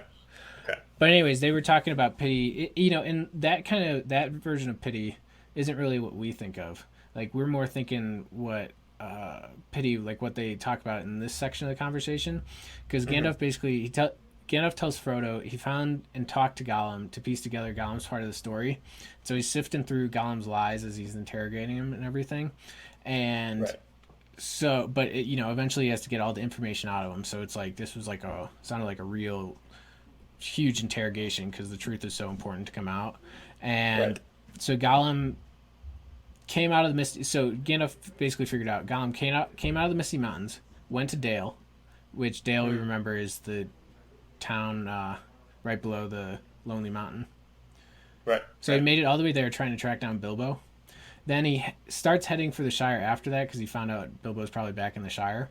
Mm-hmm. But then he takes a detour to Mordor. It's pretty extraordinary and kind of scary that he can track him that well. I know, right? I've thought about that too. It's like, oh, what if you're sleeping at night and then Gollum just comes in the Shire and like strangles you? But anyways, so all evil, but he ends up taking a detour from the Shire to Mordor. And the only reasoning given is, well, all evil naturally is drawn there at some point. And I think that's just believable at this point. I can totally go for that. And in Mordor, he was tortured and interrogated by Sauron's servants, basically because they had kind of picked up like this guy probably had the Great Ring. He probably had the One Ring, Right. Right. Where did it go? What he's done, etc. Right. And so from Gollum in Mordor, Sauron connects the dots that Isildur. Yeah, he connects the dots that Isildur died in the river. Gollum had the ring, and then Bilbo was stealing it. And then, so if he wants to find the ring, it's going to be with Bilbo in the Shire. So Sauron has now heard about Bilbo and the Shire itself, which is also a scary thought. So obviously at this point the ring, Sauron can kind of sense the ring anyways, but at this point it's like, well, this is just going to be impossible for it to stay hidden now, because he literally knows Shire, Bilbo, so he's going to find this on the map. Right. Obviously Frodo's absolutely freaking out, and so at this point Frodo says, but this is terrible, far worse than the worst that I imagined from your hints and warnings. Oh, Gandalf, best of friends, what am I to do? For now I really am afraid. What am I to do? What a pity that Bilbo did not stab the vile creature when he had the chance. So, Frodo's version of pity is like, man, it's a shame he didn't, off him when he could, right? Right, exactly. Which is like kind of like our typical idea, but that's not what Gandalf was talking about and what you were bringing up. Like, he's like, well, so anyways, let's go on here. Because then Gandalf says, pity? It was a pity that stayed his hand. Pity and mercy. Notably, he's capitalizing pity, or he's saying pity with a capital P. Pity and mercy, not to strike without need. And he has been well rewarded, Frodo. Be sure that he took so little hurt from the evil and escaped in the end, because he began his ownership of the ring so, with pity. So that's kind of not like our normal definition of it. So pity with like a capital P is kind of like the equivalent of mercy for us. And Tolkien defined pity as must restrain one from doing something immediately desirable and seemingly advantageous for themselves, Okay. So this isn't just like the soft version where it's like, oh, you kind of feel bad for somebody, but then you don't do anything about it. Like, I pity somebody. This is specifically like holding back your arm from like chopping someone's head off type thing. Yeah, that's what this version is. The lame version is kind of like, oh, I feel bad for, somebody that got hurt by like a natural disaster or something, like basically a feeling of empathy. Right, it's like more than gentle that. empathy. Yeah, like this version of pity, it requires like it requires self-sacrifice and your self-interest. Like, you're not doing what's best for you; you're actually going out of your way to do what's best for somebody else. Right, and this little sequence here, and I think it will come back up in the future, but that sets up almost like an entire aspect of the whole series, just revolving around Gollum. That, I mean, I feel like you could like that's a topic all to itself, is just like how Gollum is treated throughout the whole series. But this feels like Gandalf is like the elder of the elder correcting the younger. Like, no, that's not what we do. Right. Like, well, again, you have to think beyond yourself. Again, this is why this is like the crucial chapter of the whole book, and that's why we're spending so much time on this too. I mean, because we're getting all these like important themes that are going to carry us throughout the book, like of pity and mercy, like this, And again, we can't really highlight enough, Bilbo. What we had said was luck, bias, fortune, providence, kind of. He enacted that. He enacted the providence by acting nobly and virtuously, by showing pity for Gollum. That's very important, as he got there. Bilbo did. Right. Like, he could have killed Gollum, and then... Right, that moment in the cave. Right. But since he didn't, good things happened to him afterwards. Like, because if he had killed Gollum, like, maybe Gollum would have put up a fight and could have killed Bilbo. Or maybe, Gollum would have died, but he would have made, like, a sound for it, and, like, goblins could have come after Bilbo, and then, they'd get the ring. Like, that would also be providential in a very bad way, It's worth going back to episode 5 of The Hobbit when we were first diving into the whole concept of Bilbo's luck, and maybe it's actually something more like providence. But something we brought up there was that Bilbo's desire and his intention in the situation, like, what did he want most in, like, when he was looking for his friends, for example? What was his strongest desire or passion, commitment? It was finding his friends. It was like a fully good intention, and that came through, and he followed through on that. And so we were kind of talking about the concept, well, maybe like his will in that situation had a lot to do with what ended up happening to him, which sounds kind of obvious when I put it that way. But like when you're talking about luck and like, oh, how did that really happen? There's something to be said for like, well, a big part of it was his really like single-minded commitment to something. Yeah, and so kind of with Providence, it's like one of the things about that is like, it's kind of God's plan, like how everything's going to weave together and fit together. And so you kind of do wonder, like, well, and as we were saying before, like one of the qualities of the ring is like eventually nobody will have free will if they possess this thing long enough that they won't, they'll just get rid of their will. But, and like, you can almost think like with Providence too, it's like, well, where does your free will come in when, all this stuff's already kind of planned out? Right. But we're seeing here, like, Gandalf's literally saying it's Bilbo's virtuous choices towards pity and mercy that, when he made those choices, he was rewarded for it because the ring's power wasn't so dominant over Bilbo. Like, it was slower to dominate him, basically. Like, that's one of the positive things that came out of it that we're realizing now in Lord of the Rings. And it is in that line. It was pity that stayed his hand, pity and mercy, not to strike without need. And he has been well rewarded, Frodo. Be sure that he took so little hurt from the evil and escaped in the end because he began his ownership of the ring so, with pity. So, that does kind of, there's a little bit of tension between like the providence and the free will going on, but that line I think pretty clearly emphasizes it's like, yeah, Bilbo's decisions, his actions lead to outcomes because of this. Right. But anyways, his original commitment to something. Okay. Yeah, let's keep going here. So Frodo says like, well, I'm sorry, but I'm very afraid, and I really just don't pity Gollum still. I still don't even. Right. And which is a very reasonable. Yeah. It's the answer we would expect. Right. I love how just Frodo he's just saying what everybody's thinking. He's not like super super noble, but he's not like evil at all, and it's just he's just being reasonable. Right. Like I love that in this chapter. But anyways, Gandalf says, "Well, you haven't seen him, dude. You have not seen him." And Frodo says, "What? He's still alive? He's an enemy. Doesn't he deserve death? Like you didn't kill him when you found him, after you interrogated him or whatnot." Which is interesting because that's a very strong opinion from Frodo that we infer very readily is like an inherited feeling. He's heard Bilbo's stories. That's how he knows about Gollum. And his whole like understanding of this situation, his whole worldview is shaped by Bilbo's experiences and Frodo basically reading into that like, okay, this guy sounds bad, therefore he should die. Yeah, but it's partly that, but then it's also like he's heard all the experiences that it's like, well, hasn't this like wretched creature like been through enough? Doesn't he kind of deserve to die? Shouldn't we just off him, almost even for his own sake a little bit? Interesting.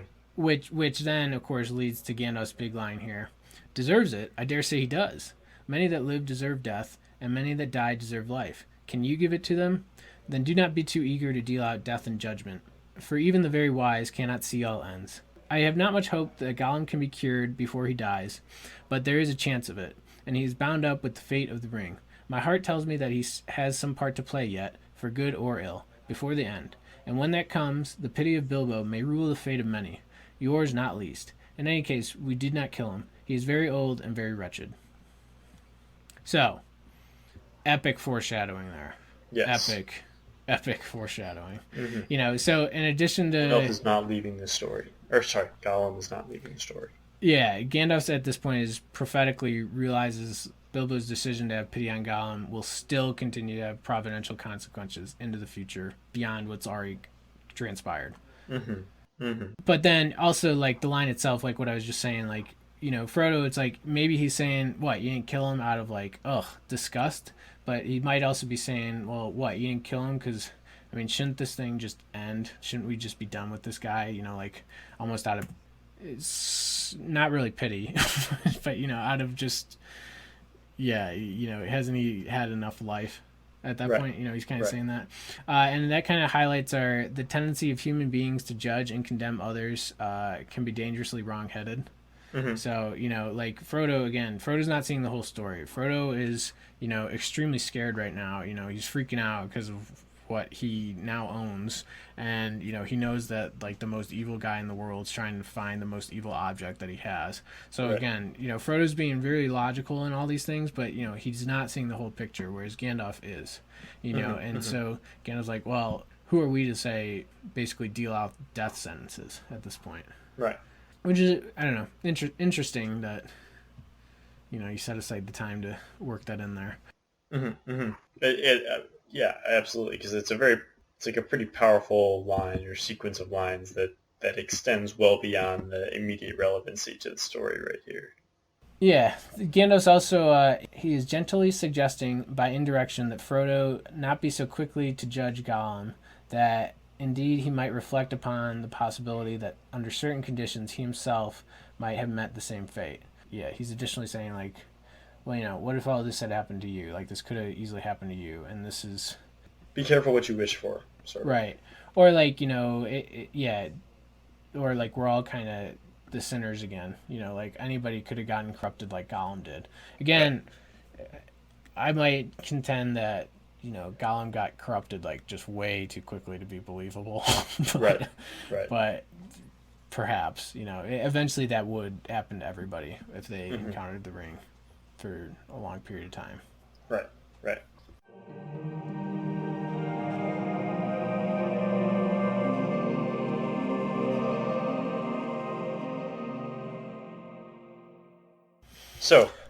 So, the last big question. Why? Frodo asks, why didn't you take the ring from me? Why didn't you tell me to throw it away?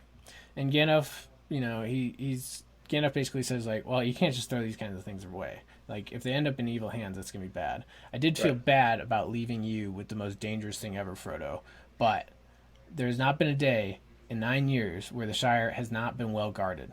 So that's actually kind of an interesting line. I don't think we should actually spend much time talking about it, but it's like, okay, the Shire's been guarded for the whole 9 years since Gandalf last saw Frodo, which is who's been guarding it? What's been going on? Yeah, and he means that literally, and probably. Oh well, he means that like it is physically guarded in like our physical world, but then it's probably also guarded by in the world like above our world, I guess. By expectations, or in a non-physical sense. Yeah, beyond that. Perhaps by where Sauron is looking for things. It's guarded by like the divine purposes of the plan. Like, okay, it's gonna be safe for now. And so Frodo asks the logical question again. Well, why not destroy it? Why don't we just destroy it now? And so Gandalf says, all right, we'll go try. Frodo takes it out, but then is attracted to it, and instead of throwing it away, he instinctively puts it back in his pocket. So we're already seeing that it's got like some sort of hold on him already a little bit. Right. And, Frodo. Similar behavior to Bilbo. I mean, at this point, Frodo's had the thing for 17 years, so he's. But, and he hasn't used it all, but it's like, well, yeah, that it still has some kind of power on him. Right. Anyways, Gandalf says, see, plus I can't make you destroy it anyways. If I did it by force, that would break your mind. So, like, Frodo would go crazy if somebody actually took the ring from him already, even though he doesn't seem to be attached compared to Bilbo or Gollum.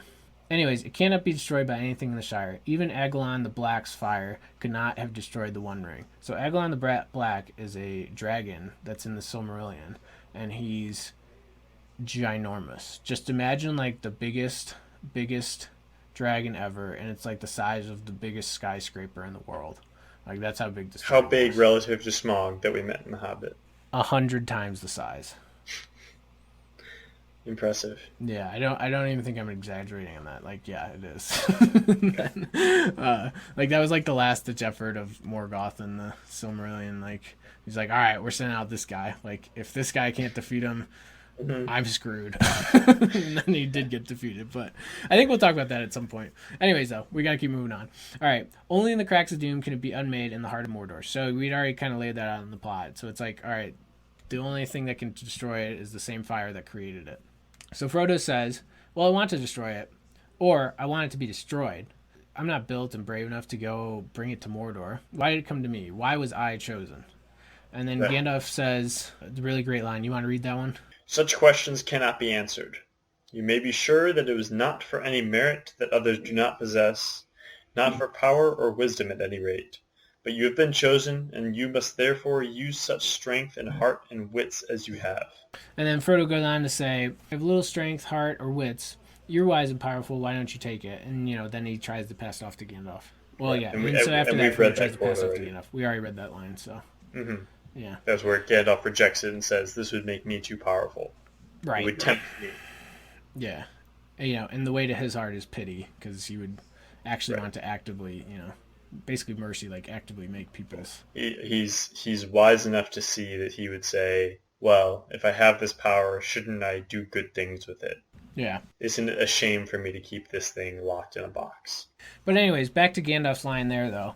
Such things cannot be answered. You can be sure that it wasn't any merit that others do not possess. So, I mean, that's kind of like it's almost from left field, especially even like from our Hobbit episodes, because we were kind of saying like, well, why was Bilbo picked? Like why did the ring come to Yeah, Bilbo? like there's good reasons. Yeah, it's like, well, what made Bilbo like a good character to go on the adventure to get this treasure back from Smaug?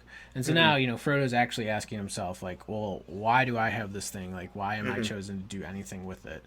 And Gandalf's basically saying it's like, well, it's not because you're the best to have it. It's not like you're the most fit to have it at all. You're not special, but you are not. You special. have to do it. Right, but you have been chosen, and therefore you must use the strength and heart and wits that you have. All right. So, anyways, well, I don't know about the first thing, but this happens all over scriptures in the Bible. Like this happens to so many people. Like so many people are chosen to be instruments of like God's providence and will, and all of them are like this. They're just like, oh, why was I chosen? Like I'm not good enough for this. I'm not fit for this job. Right. Tons of examples to pick from. I think we should actually just highlight one of these just to show it. Sure. So the most obvious one that I went with the most obvious. Probably isn't the best, but it's the most recognizable for everybody. So we're going to go through like Moses at the burning bush, because that's kind of where he's chosen to lead God's people out of Egypt. So I think most people know the story. You can watch the excellent movie, The 10 Commandments, to learn more. Which is like the most Patrick Santino movie of all time. I am a shepherd with flocks. That light in the mountainside. Do you see that strange fire? A bush that burns? No, it is on fire, but the bush does not burn. Sephiroth, take him. Serve him food in our tent. I will turn aside and see this great sight.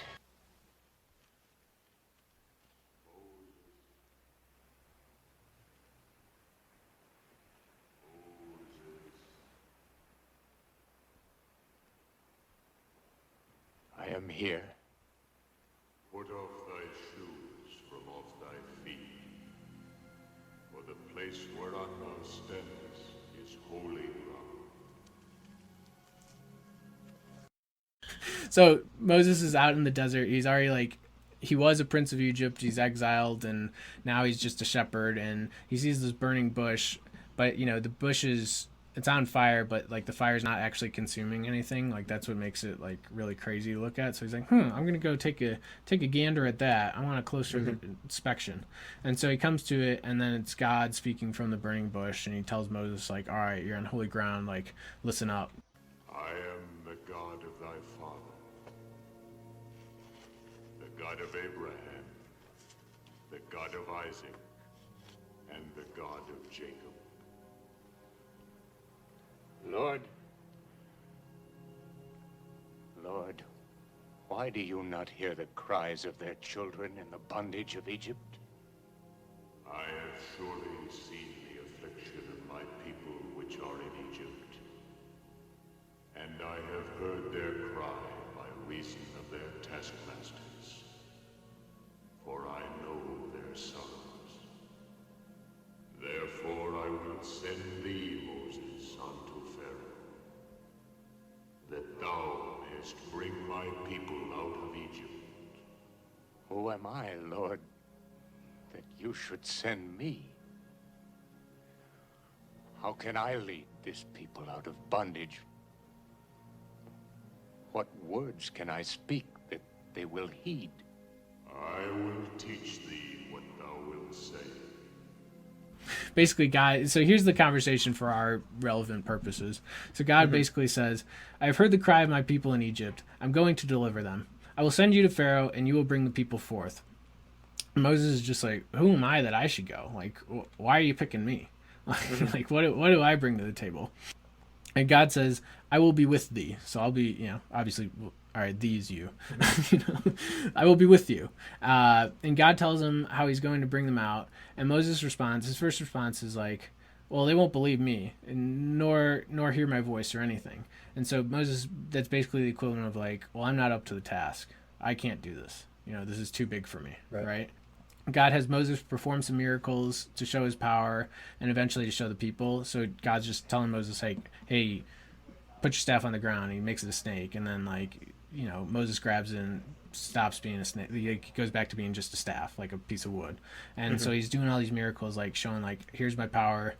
I'm going to go with you through this, and you're going to do all these miracles, and then we're going to get the people out. This is going to be awesome. And then, but Moses is still, he's like, even when he sees that, he's still saying, like, but I have like a speech impediment. He's trying to make any sort of excuse that he can. Like, I'm not up for this. Like, no, I can't do this or whatnot. And, that's the same as Frodo, where he's just like, well, I'm not built for perilous quests. I'm a small and simple person, which he really is. He really is, So that's all fair. But then God responds too, like, he's like, well, who made man's mouth? Or who made the dumb and the deaf, the seeing and the blind? Did not I? Go therefore, and I will be in thy mouth, and I will teach thee what thou shalt speak.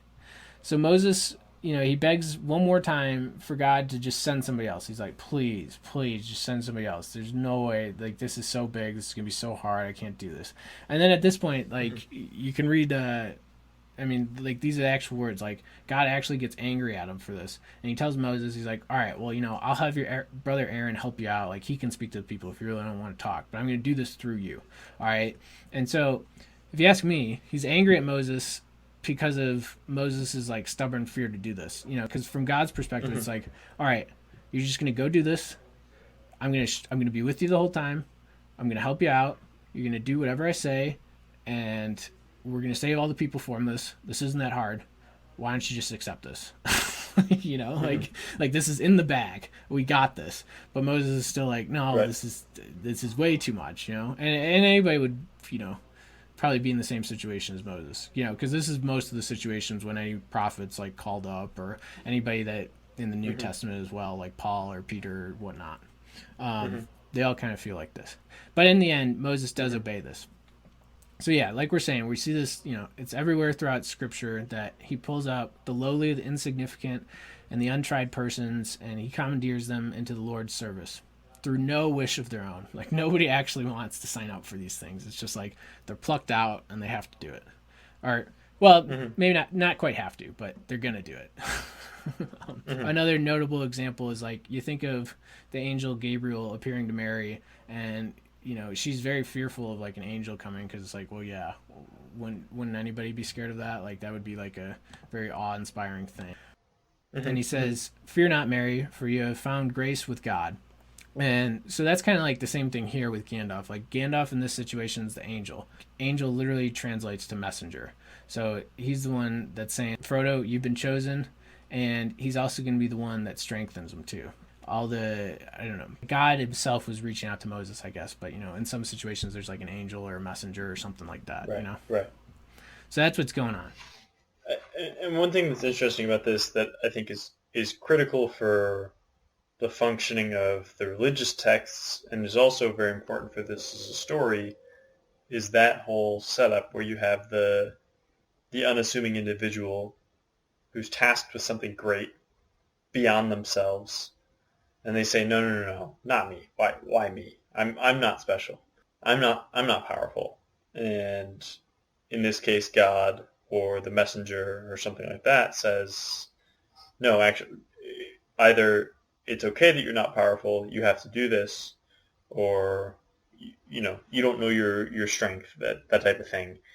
And that's important because regular people reading the story, or people who like Christians, average people, like to basically feel the call of something beyond themselves, they're in that situation to some extent Yeah.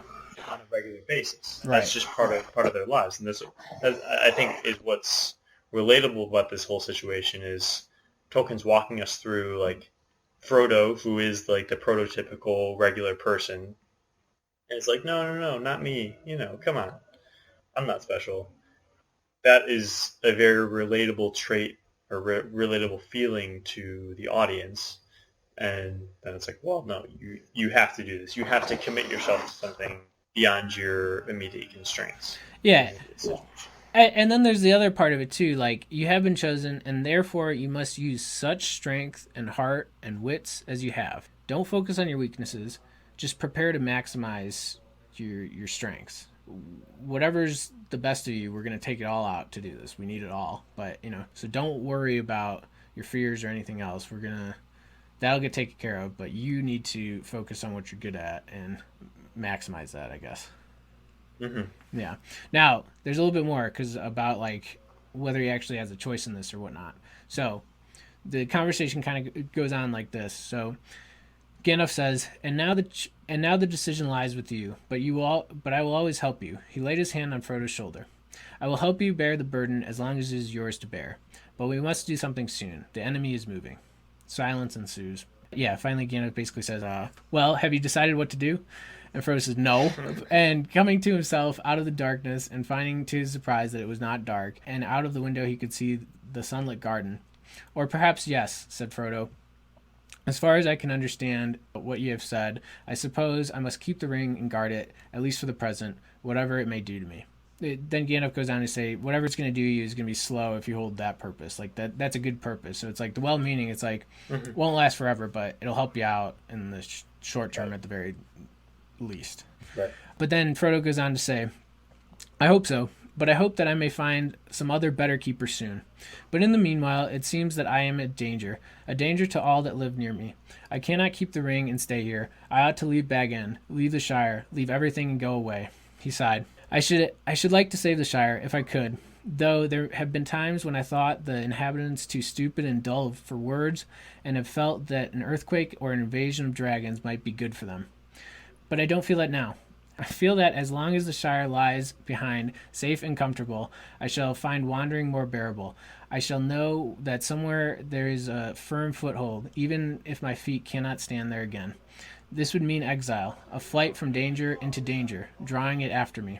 So that also notable here in the book, at this point there's a strong desire to find Bilbo, like that just fills Frodo, and that actually kind of makes him slightly excited to go, or like kind of motivates him to actually go, because at this point it's just been purely hard and difficult.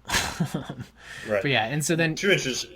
Go ahead. Yeah. Well, so then Gandalf finishes off here. He says, "My dear Frodo, hobbits really are amazing creatures, as I have said before. You can learn all that there is to know about their ways in a month, and yet after 100 years they can still surprise you at a pinch. I hardly expected to get an answer, not even from you. But Bilbo made no mistake in choosing his heir, though he little thought how important it would prove. I am afraid you are right. The ring will not be able to stay hidden in the Shire much longer, and for your own sake, as well as for others, you will have to go." But Gandalf kind of goes on to say, you don't have to go alone, though, if you can find somebody safe that you can trust, basically. And then at that point, the chapter kind of ends because they've sensed that someone was listening in, and they pull up Sam out of the garden, and Sam's kind of excited to go, but as a punishment, in quotes, Gandalf's going to send Sam with Frodo. And that's how the chapter ends. Mm-hmm. Let's just say a few interesting things there. One is like Gandalf is insistent that Frodo has to make the decision, which we saw very similarly in the last chapter with Bilbo giving up the ring. Gandalf obviously wants Bilbo to give up the ring. He can't take it from him. He has to part with the ring through his own will. Right. And this is, I think, a little bit of a parallel to that. But then as an interesting contrast, if we jump back to the beginning of The Hobbit, when Bilbo is starting his journey, although you could say that at some point Bilbo has some resolve to go, there's a much more like lighthearted, humorous, Bilbo stumbles out the door without his handkerchief situation where he's basically forced / goaded / tricked into going, and it's much less contingent on this like you must undertake your own destiny. Your free will is what's at stake here. Yeah, I would still say that was a free will that Bilbo actually chose to go in The Hobbit, though I would say, yeah, that was the most coercing of like these three instances between Bilbo giving up the ring, Bilbo setting out in The Hobbit, and then Frodo deciding what to do with the ring here. But yeah, but like, we've already seen before, like if you fundamentally like actually think about like a providential plan of God, it's like, well, where does free will come in there? Because it's like this stuff's kind of going to happen. Like, we kind of know God, or not we, but God knows how this is going to happen at this point. And then there's also like, if you hold this ring too long, if you have it forever, your free will is going to be gone and be overridden, and you're not going to have a choice about to give up the ring. So it's like it's out there in two ways. But here it's clearly back on the table because Gandalf's laying out, like asking Frodo, like, well, what are you going to do? This is totally up to Frodo, And he actually does have the option to say no, or to like basically try to find somebody else to give it away to or whatnot at this point. Even here though, it's interesting to say, because at the same time, Gandalf says Bilbo made no mistake in choosing his heir. There's a little bit of tension there, because it's like, well, did Bilbo choose Frodo totally out of his own free will, or was that also part of like the providential plan there too included? Right. I guess you could summarize it just saying like this tension between the providence versus will is constant. Yeah, I think it actually makes it like it comes up. Oh, go on. Again and again and again. I mean, like even in the lead into this conversation, like Gandalf telling Frodo, like, no, you can't say no to this task. Like, you have to, like, you're not the most powerful, but you have to go with it. But he's not quite saying you have to go with it. He's saying, like, here's the deal. Right. But it is still a situation where I feel like Gandalf is pretty much like, no, you are up to the task. This is on you. You do have to undertake something, but you also have to decide to undertake it. To me, it strikes as just another example of like the providence versus free will constantly like existing side by side. Yeah, well, yeah, I mean, I agree that fighting with each other a little bit. I agree that they're in tension, but that also, I think that like adds to the intrigue of like the story that they are in tension. And this isn't like the only thing, like the only like theme of this book that'll have that kind of tension too. Like we'll see others throughout, and we'll talk about it. But no, I think Frodo at this point, Gandalf's deciding like, hey, what are you gonna do? Like obviously he can't give the ring to a bad guy, like that's clear. But he can like find somebody else to pass it on to at this point. I think that would be a fair option. Basically, like he can decide not to take this ring out of danger. Like he could pass it off to somebody else, take it in the Shire, or take it out of the Shire. He could wimp out basically, but I don't think anybody would really call it wimping out, and everybody would respect that decision. Like he does have the option to do that, but of course he doesn't. He chooses the righteous and difficult path. So he's saying like from danger into danger, and the only comfort that he thinks he's going to get out of this is that the Shire will be safe, even though he can't be there. And maybe he finds Bilbo on the way somewhere. Like that's his only goals right now. So obviously, like that's a motivation for him, but that did come a little bit out of the blue. Is like this consideration of like, well, what about the Shire? What will happen to the Shire? Did that strike you as a bit like out of sync with the rest of this? No, because of the beginning part of the chapter where Bilbo, or where Frodo had been living there for 17 years, and he had he was kind of tired of it, but I don't know. He still had like a nostalgic feeling of like love for it, I think. Fair. I guess I felt like this whole conversation was going in a very strong, like, this is about you, the individual, and the great, like, absolute powers of good and evil out there in the world, and your decision to go up against it. And the consideration for the Shire and what becomes of it is a very, like, specific, local, personal consideration that is, like, neither super internal to Frodo, nor as like absolute and overarching as Sauron versus good type thing. Well, I would also say like Frodo kind of knows what his choice here is important for the fate of all of Middle Earth, but the only part of Middle Earth that he knows is the Shire. That's a good way to look at it. So that's another, he wants to protect like all the goodness that he knows, which is where he grew up and the only place he's ever been. That's a good point. But yeah, he's choosing the harder route, which is basically God's call for him. Or, well, not God's call, the higher power in this book, which is basically God for Christians and Tolkien. Right. So, you know, and God's telling him, like, embrace the harder way. Like, in some situations, like, God's going to ask stuff of all of us, and it's like, in some situations, like, cool, that's easy. I can definitely do that. Like, this will be delightful to do. But, you know, in some situations, it's like this. And he's, like, asking Frodo, like, all right, you got to, you know, the only thing here is you got to do the hardest thing ever, right? Like, leave home and, you know, you're going to be in exile and danger, basically, at this point. And, yeah, obviously, this is, like, the definition of sacrifice. Yeah, of course.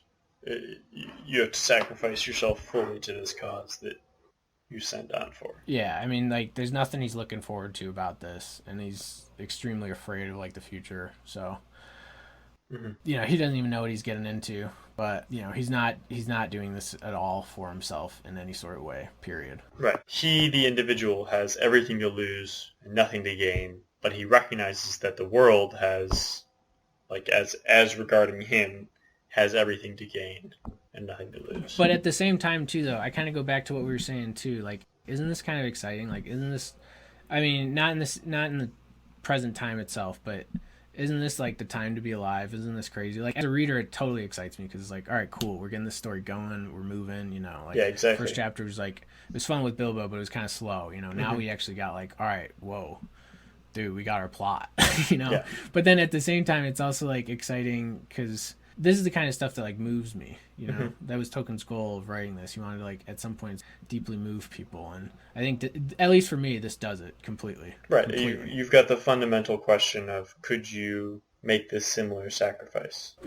Yeah, the similar one, or just, like, actually ponder, like, well, what's God asking me to do in my life right now? And yeah, if it is, like, something as big as this, which it's not, I assume, but I don't quite know. Could I be as noble as Frodo in this, you know? And honestly, like, the answer might be no, or maybe I'm like, yeah, it's no because I'm not called to do something as big as this, but, you know, maybe I would end up saying no, and that decision would actually be respected too. But at the same time, maybe if he's calling me to do something like this, it's stories like this that would inspire me to be able to say yes, I think. Absolutely. Yeah, like, this is all I ever want in, like, a movie plot. Like, this doesn't get old. Hero with the Thousand Faces is the book about the hero's journey, and, like, this is exactly it here. I would be totally fine with this plot for every single movie, because this is the kind of stuff that inspires me. And, you know, if I was in Frodo's situation and I hadn't read this book or watched other movies like it or read other books like this, then it's like, I don't know if I'd say yes. But, you know, if I had already had these in mind and then something like this was called upon me, then I think I would have an easier time saying yes. I do think that.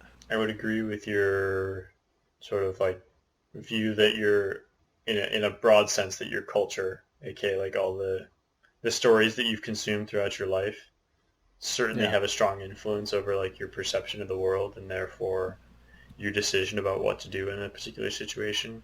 Yeah. But yeah, I fully agree on the, like, the resonance of this for me comes from, like, questioning myself. What would I do in this situation? What can I do? But then it's also resonant too because, well, to a certain extent, I guess it depends if you believe in God or not, but, you know, God's calling us to do something. You know, it's probably not this big, like, fate of the world big or something, but it's like, well, what are you called to do? Like, are you called to, you know, raise a family? Are you called to do, like, a certain job? Are you called to serve your country in some way? You know, like, the list can go on and on, right? And, I mean, the cynical view is, like, if Frodo were a cynic and it was like, nah, I'm not going to do it, the story wouldn't be about him. Yeah. You know what I mean? I know that's kind of like a silly, like, impossible to... well, like, I think I've caught, like, I've caught that in stories too, where there are people that do say no, you know, like, it's in movies and stories. Like, there's one in the Bible, like, there was somebody, there was, like, one king, you know, like how Israel, like, there's King David, and then Israel gets divided a bunch. Right. Well, it gets divided into two kingdoms. So, like, the northern kingdom broke away from the southern kingdom because the southern kingdom's king was bad. And so he goes to the northern kingdom and he's like, all right, you can be the restorer here. Like, I can, like, I'll give you all the power to do everything here. You just got to obey my commands and I'll lead you through and everything. And so I'm giving you the power. You have to choose to accept it. And there was one king absolutely didn't accept it. Immediately just did all the wrong things, you know, because he was like, did anything like worldly, like the definition of worldly, and worship like false gods or whatnot, and then he paid for it, and he's only an extremely minor character in a list of kings in the Bible, whereas he could have been the next King David. Like God did give him the option of that. So you can kind of catch those a little bit. Frodo could just have been like passed on, he was just the one that passed on to somebody else. Doesn't make a good story, you're right, but in some of these stories you can see the people that rejected the call. Yeah, certainly. Also, it's kind of interesting to note too, Frodo's struggling to say yes this whole time. He's thinking about all the danger and he's just in silence. And then there was the line, coming back to himself out of darkness and finding to his surprise that it was not dark. And that out the window he could see the sunlit garden. I feel like that, it's literally just something that happens in the story, but it's also like, well, he was in the dark place as he was thinking about what to do with this terrible situation and this terrible ring that's in his hand. But then he realizes, like, oh, well, this journey won't be that dark, like there is positive forces and light that's working out here. Like, look at right now, it's still fine right now, and I'm good now. Yeah, I was going to say that specific example brings up something for me, that for the entire rest of the story, Frodo will be struggling. And we have to constantly remind ourselves that he's actively struggling to his fullest extent in these situations. Right now, what is he gonna do? What can he do? And in a weird way, like, you kind of get like immune to it. Like, Frodo's pretty much been introduced to us as a character like already struggling with these situations, and like he will continuously be struggling. And we don't know a different version of Frodo that doesn't have like the weight of the world hanging on his shoulders, that I think we'll have to pay attention to as the story develops. But I feel like he's kind of weird, like, for all of these like little relatable elements where it's like the normal person, how do they confront the grand challenges in front of them? There's also an element of like he's already been assigned to be like the one who suffers, and that makes him actually a bit less relatable for big portions of the story. Besides the point that any of us could be the one called like him. Because of that, I think he'll always be the resonant character to the average reader.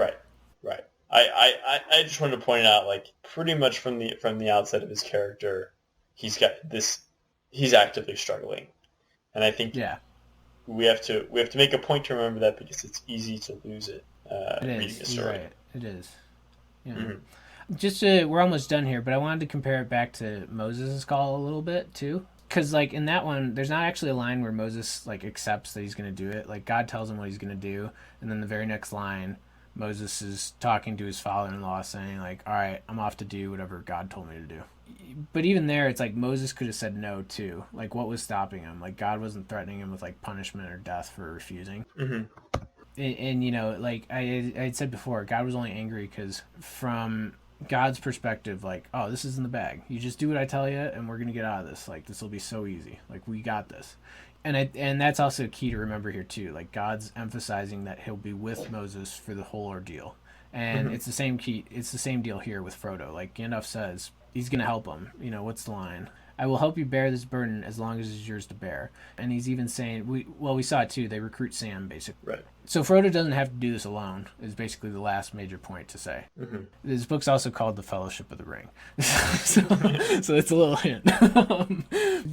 So he's going to be aided by, one, the divine help that's like weaving throughout the story, so like the whole providential element itself. Right, and that then, Gandalf alluded to in abstract form. Right. But then, two, there's also Gandalf himself, which is, he's basically like, the messenger, like, you could say an angel for sure. You could even, you could probably even literally and metaphorically say he's the angel of the story, and he's going to actively have a role in there, that's part of the providential plan, but, he's like his own little mini agent within it. And then he also has like mortal friends who are like his peers, like Sam, who's going to be there to help him. And as the story goes on, spoiler alert, we're going to meet more friends.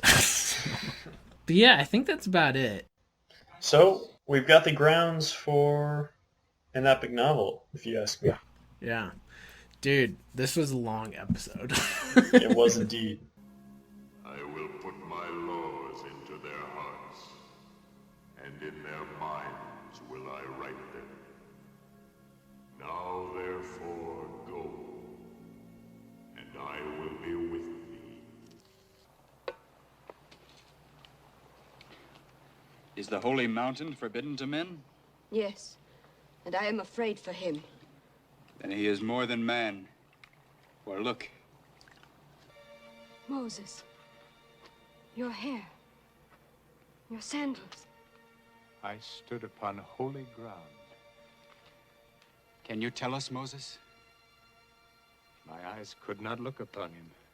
Did he speak? He revealed his word to my mind. And the word was God. Did he speak as a man? He is not flesh, but spirit. The light of eternal mind. And I know that his light is in every man. Did he ask something of you? That I go to Egypt. You are God's messenger. He has set the day of deliverance. I will get water and bread that we may leave at once. But Egypt holds death for you. If it be his will. Where he sends you, I shall go. Your God is my God. I will lead men against the armory at Migdol and get swords for the people. It is not by the sword that he will deliver his people, but by the staff of a shepherd.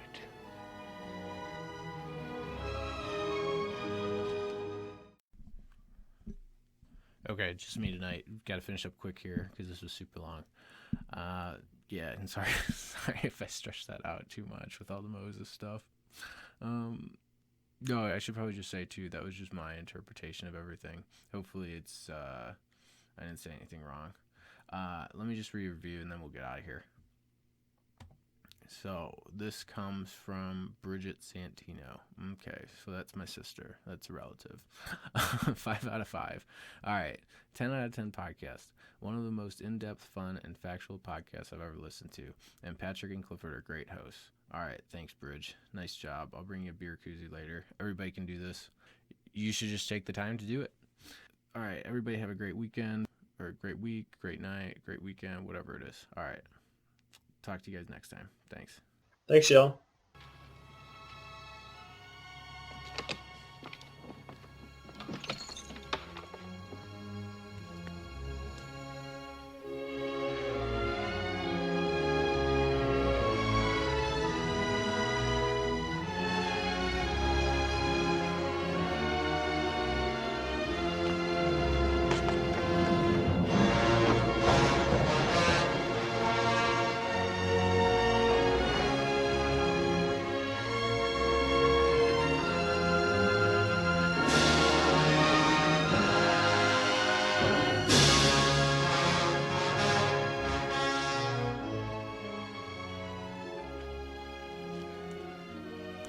So the Gandalf says there, he says, there was more than one power at work, Frodo. The ring, trying to get back to the Master Sauron, abandoned Isildur, came to Deagle. Oh, wait, no, that's my own writing. Okay, yeah.